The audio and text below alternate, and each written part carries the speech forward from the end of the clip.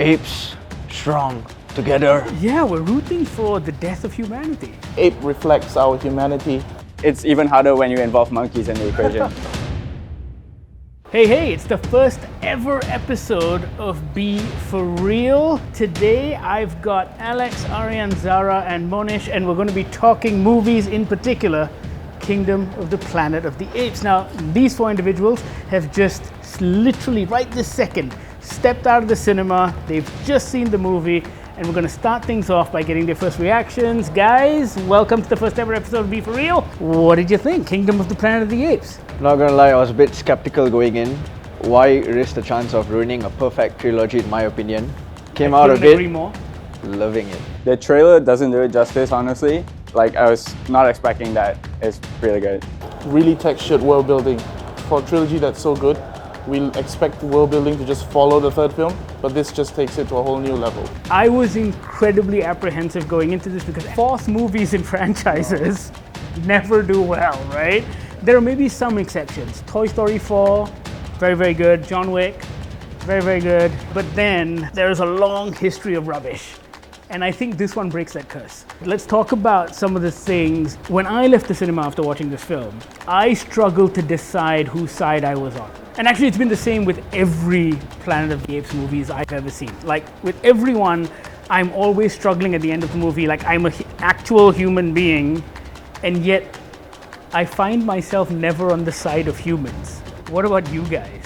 I think the reason why you feel that way is because we share similar characteristics. They show compassion, mercy, they're intelligent beings. Yeah, I get where you're coming from. I don't know which side to pick on. Yeah, honestly, like, communication is so important. Even like among other humans, we barely talk whenever we have issues. And like, it's even harder when you involve monkeys in the equation. The ape reflects our humanity so much back to us when we're watching. So it's kind of like we're picking the same side. Yeah, you are picking the same side, but at the same time, when you think about it, we're also rooting for the extinction of our own species because we've been so terrible. Yeah, we're rooting for the death of humanity. I mean, maybe we deserve it. Now we are like destroying the world. I guess that the films just take that question and like put in like the next best option for humanity, which is like our cousins, the apes. Do you feel, I feel inspired to do something because it's shown me a dystopian future? Or do you go, humanity is over? Just let the apes take over, come on. If apes can react that way, I'm sure humans can too. And at the end of the day, this movie was directed by a human, right? Okay. It's not AI yet. Oh, not no, yet. not Okay, yet. no. Yeah. I'll tell you some of the things that caught my eye and ears immediately. I thought the visual effects and the cinematography were beautiful, were stunning. I thought the music was absolutely incredible. What really caught your eye? I think the pacing of it was great. Like, they really took their time at the start. They didn't rush you into any unnecessary action. They wanted to build their characters, and they did that well. I wouldn't have cared for our main character if we didn't take some time with him for the first 10-15 minutes, climbing up, getting those eggs. Fell in love with him immediately. And he's not Caesar, but towards the end, they share similar qualities. And I love that he took some risk and he was messy. But that's us as humans, we make mistakes. It's really nice to see like the callbacks. It's very obviously like a callback to war. So Right. Yeah, so it's like it's very And smart. also a callback to like the 1968 Planet of the exactly. Apes. Guys, did y'all pick up on the chain? Yes. It's the window from the attic. exactly. Yes, it's the It window. acts as a barrier. Oh my god, it's insane. Like, the symbolism is amazing. And they don't even point it out, right? Yeah, they don't. I was like, oh, I recognize that shape. I love how this film took its time with the wide shots. Like, normally films which are franchised don't really bother too much with the poetry of it all, as we say. But it took its time to let you really see the world, let nature take its course. That's really something in this film that I was genuinely surprised by, because in franchise films you're encouraged for the action, the explosions, the impactful moments, but really the poetry gets just left behind. But so much is said in just no dialogue and just the wide shot, just letting you take that scene in. So I really, really love that about this film, and I hope if there is more, they do keep that aspect of it. One of the other big themes, of course, about the movie is how the words and philosophies of those who have come before us can be used and abused in completely different ways. It's the same words, but it's being used in a different way. Proximus is a pretty cool character.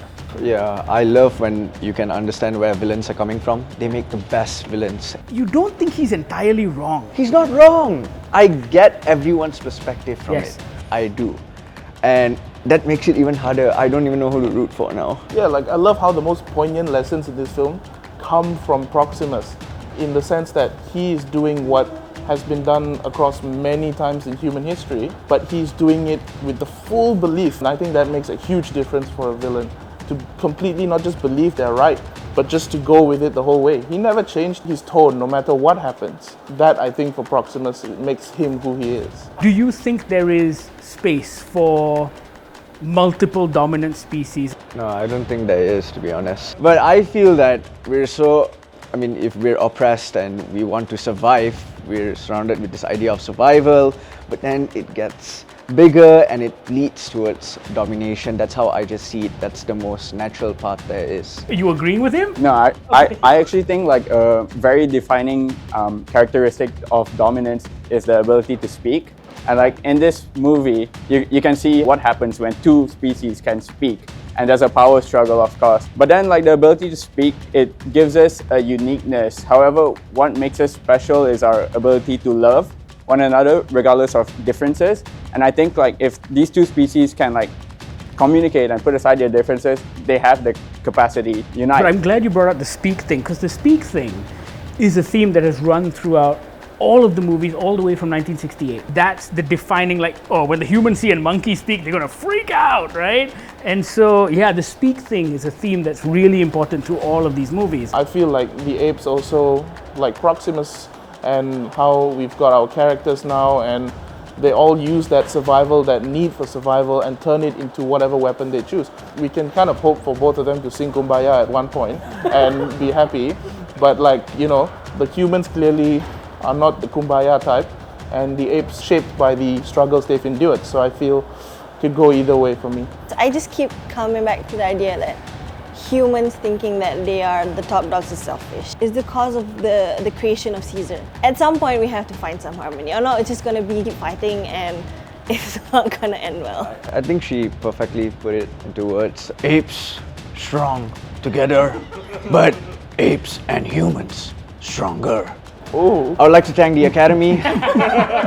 So, before we wrap things up, I'm curious as to where you think, or where you'd like this franchise to go. Honestly, an Anakin Skywalker take wouldn't be too bad. Like Wait. You want Noah to be Darth Vader? Yeah, Oh, exactly. That would be interesting, but of course, it's either two extremes lah. One, he becomes extremely bad, and I would like to see like maybe he becomes a Proximus figure somehow, or he becomes Mr. Goody Two Shoes. Humans and apes do eventually coexist.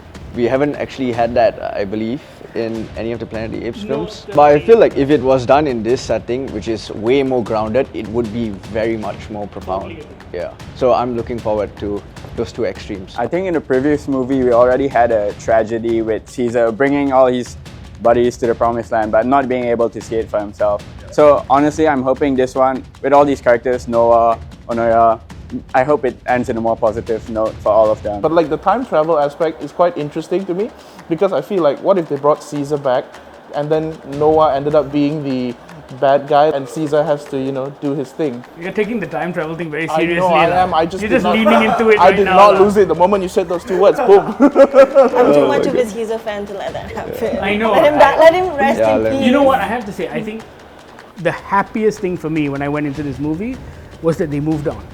Like when they decided, hey, a whole bunch of new characters, a whole new story. We're respecting everything that came before it, not touching it. We're carving our own path forward, and I thought that was really cool. One last thing.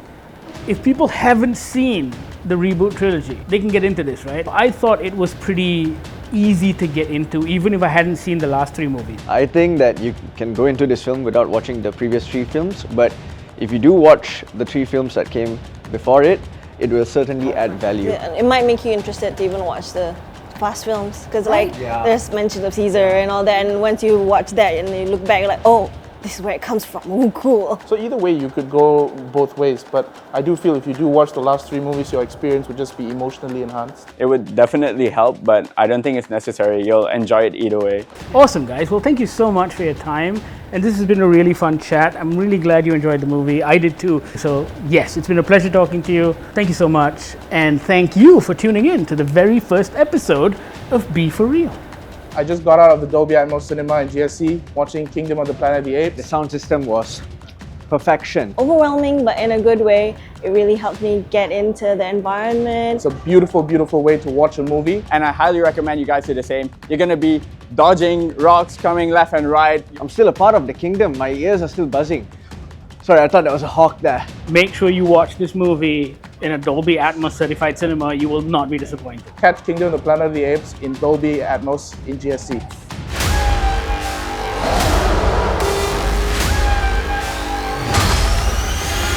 What a wonderful day! Kingdom of the Planet of the Apes, only in cinemas.